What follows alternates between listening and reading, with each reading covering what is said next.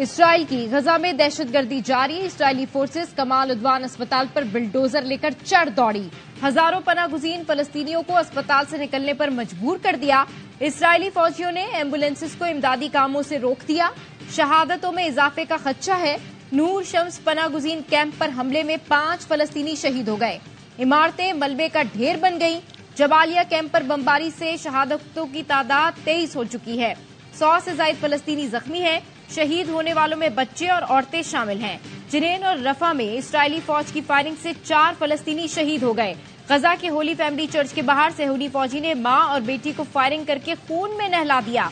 फलस्तीन में शहादतों की मजमूई तादाद 19,000 से जायद हो चुकी है। 60,000 से ज्यादा शहरी जख्मी हैं। हजारों लापता हैं।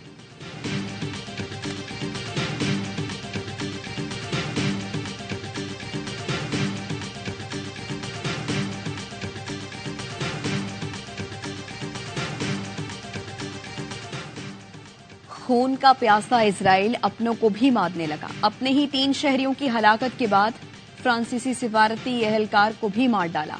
फ्रांसीसी वजारत खारजा ने कहा, बमबारी में जख्मी होने वाला एक एहलकार की मौत हो गई। फ्रांस के सिफारतकार ने साथी एहलकार के घर पनाह ले रखी थी। फ्रांसीसी हुकूमत का इजराइल से एहतजाज। इजराइल गजा में दहशतगर्दी कर रहा है। पोप फ्रांसिस भी चीख उठे। गजा में 2 फलस्तीनी मसीही खवातीन की हलाकत की मजम्मत। कहा, गजा में निहत्ते शहरी बमबारी का निशाना बनाए जा रहे हैं।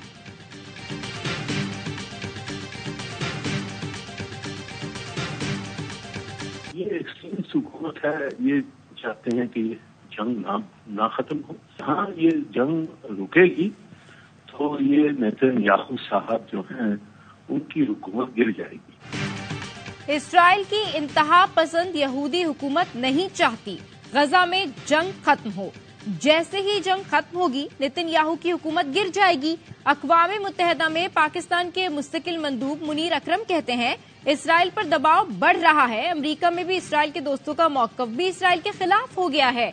प्रोग्राम एतराज है में मुनीर अकरम ने कहा, गजा में जंग बंद ना होना यूएन की नाकामी नहीं, पावर पॉलिटिक्स की नाकामी है। 8 फरवरी के आम इंतखाबात के लिए तैयारियां तेज। सुप्रीम कोर्ट के हुक्म के बाद इलेक्शन कमीशन ने इंतखाबी अमले की तरबियत दोबारा शुरू कर दी। तर्जुमान इलेक्शन कमीशन का कहना है 144 डीआरओस और 859 आरओस की तरबियत मंगल तक मुकम्मल कर ली जाएगी। शफाफ इलेक्शन यकीनी बनाने के लिए वोटों की इंदराज, इखराज, तब्दीली और दुरुस्ती पर पाबंदी लगा दी। अफसरान, छोटे मुलाजमीन और रिटर्निंग अफसरान की छुट्टियों पर पाबंदी। इतवार को भी इलेक्शन कमीशन के रीजनल दफातर वोटर्स लिस्टों और दूसरे सामान की फराहमी के लिए खुले रहे। डीसी इस्लामाबाद इरफान मेमन ने बतौर डिस्ट्रिक्ट रिटर्निंग अफसर इक़दामात का आगाज कर दिया। शहर इक़्तिदार के तालीमी इदारों में स्टाफ की छुट्टियों पर पाबंदी।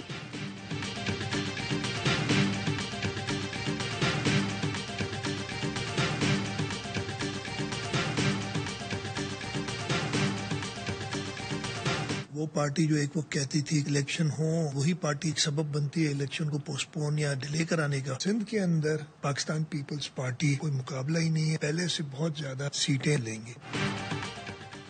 इलेक्शन का मुतालबा करने वाली जमात ने ही इलेक्शन रोकने की साजिश की। चीफ जस्टिस ने साजिश नाकाम बना दी। साबिक वज़ीर आला सिंध मुराद अली शाह की दादू में मीडिया से गुफ्तगू। कहा, सिंध में हमारा मुकाबला ही नहीं। नून लीग जितने चाहे इत्तेहाद बना ले, पीपल्स पार्टी में डेंट नहीं डाल सकती। ऐसे शख्स को सिंध का पार्टी सदर बनाया है जो काउंसिलर की सीट नहीं जीत सकता। बलूचिस्तान में भी हम अक्सरियत हासिल कर चुके। खैबर पख्तूनख्वा में भी पीपल्स पार्टी अच्छी नशिस्तें हासिल करेगी। पीपल्स पार्टी, एएनपी और जेयूआईफे में राब्ते। पीपल्स पार्टी ने खैबर पख्तूनख्वा में सीट एडजस्टमेंट का फैसला कर लिया। जराये के मुताबिक पीपी का पेशावर डिवीजन में एएनपी, जेयूआई से सीट एडजस्टमेंट का इम्कान। पेशावर डिवीजन में सीट टू सीट एडजस्टमेंट की तजवीज ज़ेरे गौर है।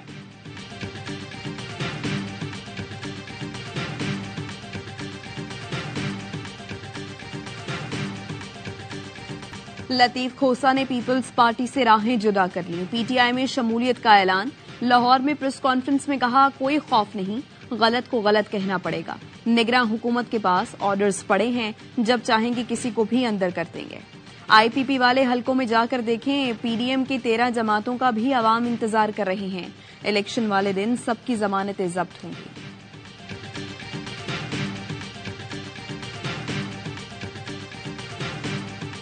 अब वो कह रहे हैं कि जी हमें लेवल प्लेइंग फील्ड नहीं मिल रही, हमारे खिलाफ पर्चे हो रहे हैं। सियासी जमात और सियासी कारकुन का एहतजाज करना उसका हक होता है, लेकिन उस हक की भी एक लिमिट है और उससे आगे अगर कोई बढ़ के काम करता है तो फिर उसको सजा मिलती। 9 मई को इदारों पर हमला किया, अब लेवल प्लेइंग फील्ड मांग रहे हैं। एहतजाज के नाम पर हद से तजावुज करने वालों को माफी नहीं मिलेगी।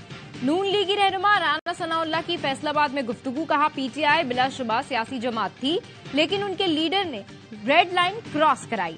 2018 में जिस शख्स को लाया गया उसने मुल्क का बेड़ा गर्क किया। इस वक्त मुश्किल हालात थे, बहुत सी कुव्वतें नून लीग का रास्ता रोक रही थीं। पाकिस्तान पीपुल्स पार्टी कहती है नोट के जरिए इलेक्शन खरीदेंगे।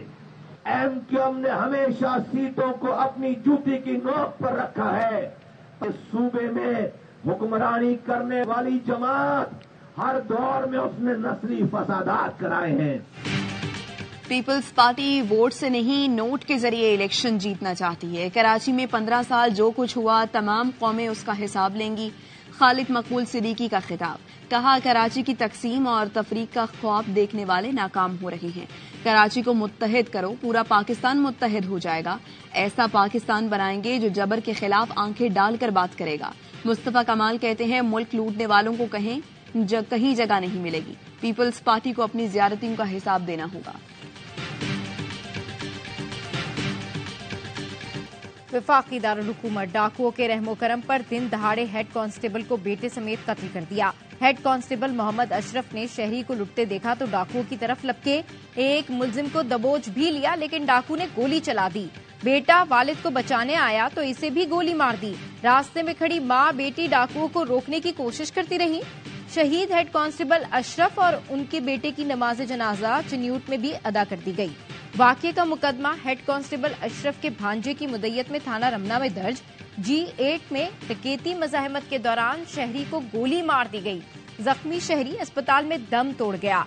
D13 में पुलिस एहलकार के घर डकैती, डाकू पुलिस एहलकार के घर में लूट मार करने के बाद फरार।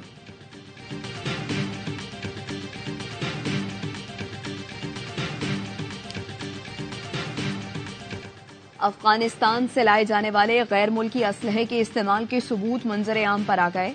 कलअदम BLA ने भी अमरीकी असलहे के साथ नोश की। पंजगोर में FC कैंपों पर हमले किए। योब गैरेजन पर होने वाले हमले में कलअदम TTP की जानिब से अमरीकी असलहा इस्तेमाल हुआ। 6 सितंबर को अमरीकी हथियारों से कलअदम TTP दहशतगर्दों ने चित्राल में 2 फौजी चौकियों पर हमला किया। DI खान दराबन में दहशतगर्दों ने नाइट विजन गोगल्स, अमरीकी राइफल्स का इस्तेमाल किया। टांक में होने वाले दहशतगर्द हमले में भी जदीद अमरीकी असलहा इस्तेमाल हुआ। साबिक वफाकी वजीर मोहम्मद अली दुरानी का दहशतगर्दों के पास जदीद तरीन अमरीकी असलहे की मौजूदगी की तहकीकात का मुतालबा, कहा दहशतगर्दों के पास जदीद असलहे की मौजूदगी अमन के लिए खतरा है।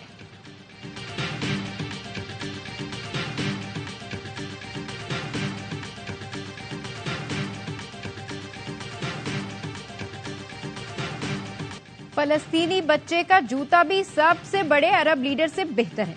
दुनिया यहूदियों के साथ, अल्लाह हमारे साथ है।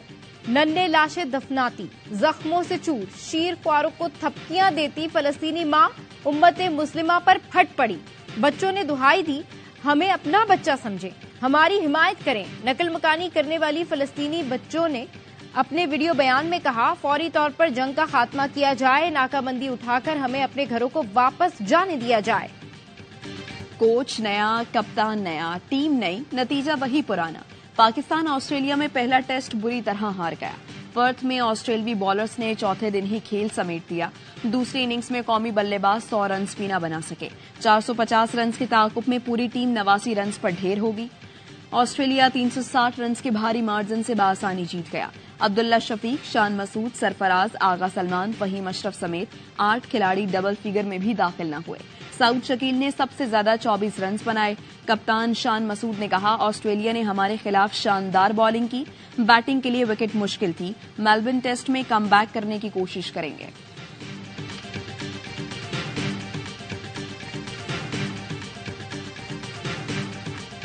एज ए बैटिंग यूनिट हम लोग अच्छा परफॉर्म नहीं कर सके। टैलेंट वाइज पाकिस्तान की टीम के अंदर वो तमाम इंग्रेडिएंट्स मौजूद हैं जो किसी भी टीम को किसी भी कंडीशन के अंदर जो है वो हरा सकते हैं। ये वाला हमारा फेलियर हुआ एज ए टीम। अगला मैच पाकिस्तान जो है वो बाउंस बैक करे। जीतने गए थे, पहला मैच ही बुरी तरह हार गए। जीतना तो दूर, जीतने की कोशिश भी न की गई। बड़े बड़े दावे धरे के धरे रह गए। ऑस्ट्रेलिया में जीत का दावा करने वाले कोच मोहम्मद हफीज ने हार के बाद कहा, पाकिस्तान टीम कमबैक की पूरी सलाहियत रखती है, किसी भी कंडीशंस में किसी भी टीम को हरा सकते हैं। सीनियर खिलाड़ियों का मतलब ये नहीं सिर्फ वही परफॉर्मेंस देंगे, ऑप्शंस मौजूद हैं, लेकिन एक मैच की कारकर्दगी पर फैसला नहीं किया जा सकता।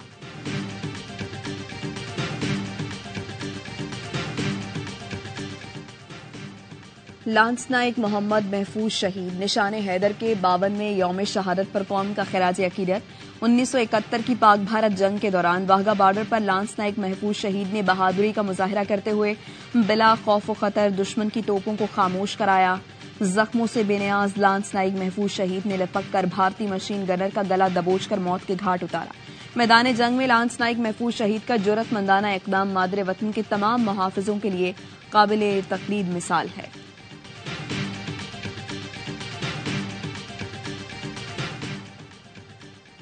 अवाम मुंतखब करें, हम 300 यूनिट तक बिजली मुफ्त देंगे। इस्तेहकाम पाकिस्तान पार्टी के सदर अलीम खान का वादा, कहा वापडा को हुकूमत पैसे देगी और अवाम को बिजली मुफ्त मिलेगी।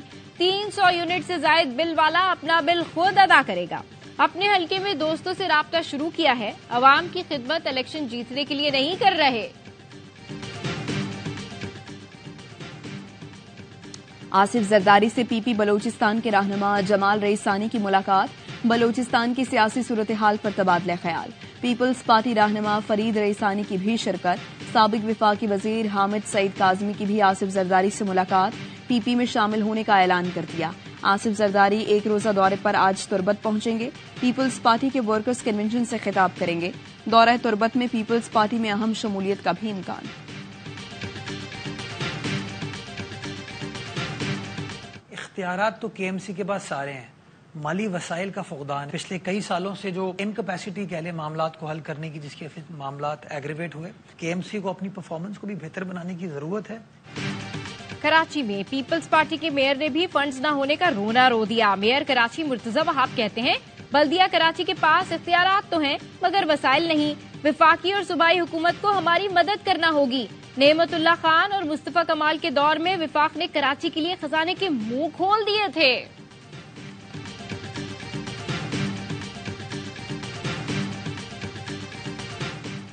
कराची के शाह लतीफ टाउन में शादी में हवाई फायरिंग, 7 साल का अहमद जाँ बहक।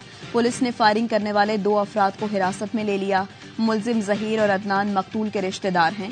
पुलिस के मुताबिक वर्सा कानूनी कार्रवाई के बगैर बच्चे की लाश ले गए। कराची के इलाके डिफेंस में डकैती की वारदातों में मुलव्वस माँ बेटा गिरफ्तार। मुलजिमा ने तफ्तीश के दौरान एतराफ किया कि शौहर ने घर से निकाल दिया। इलाज के लिए पैसे न होने की वजह से वारदात करते थे।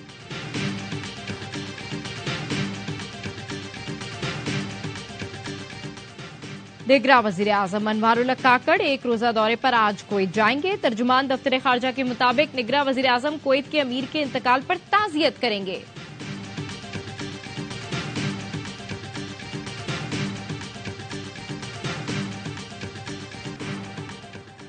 बलोचिस्तान में चीनी की कीमतों में बेपनाह इजाफा, फी किलो कीमत 135 से 175 रुपए तक पहुंच गई।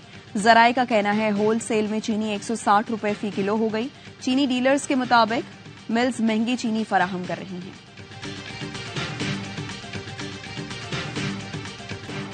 सिंध और बलूचिस्तान में भी गैस मजीद महंगी करने की तैयारी। सूई सदन ने गैस की कीमत में 226 रुपए फी MMBTU मजीद इजाफा मांगा है। इजाफे का इतलाक 1 जुलाई 2023 से करने की तजवीज भी दी है। सूई सदन की दरखास्त पर ओगरा कल कराची में समाअत करेगी।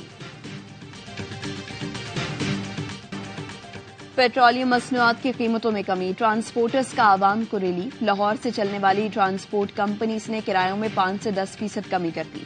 लाहौर से इस्लामाबाद का किराया 2680 रुपए, लाहौर से कराची का किराया 6,150 हो गया। पेशावर का किराया 2,430 और कोयटा का किराया 3,600 रुपए कर दिया गया। दीगर शहरों के लिए भी किरायों में कमी की गई है।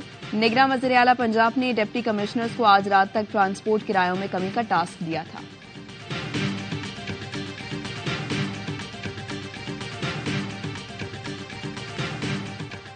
कराची एक्सपो सेंटर में किताबों के आलमी मेले का आज चौथा दिन। मेले में शहरियों की भरपूर दिलचस्पी, बड़ी तादाद में कुतुब की खरीदारी का सिलसिला जारी।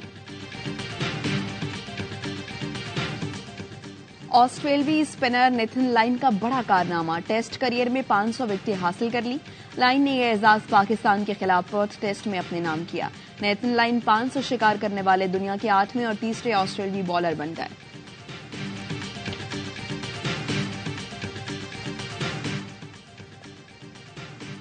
पाकिस्तानी तारीख का सबसे महंगा शिकार अमरीकी शहरी डैरन जेम्स मिलमन ने चित्राल में मारखोर के शिकार के लिए 6.5 करोड़ की अदायगी की थी। शिकार मारखोर के सिंगों की लंबाई 45 इंच थी।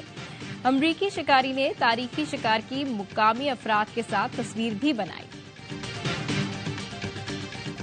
आजाद कश्मीर में बारिश और पहाड़ों पर बर्फबारी, सयाह बर्फपोश वादियां देखने पहुंच गए। मौसम से लुत्फ अंदोज हुए, मजे मजे के पकवान भी उड़ाए।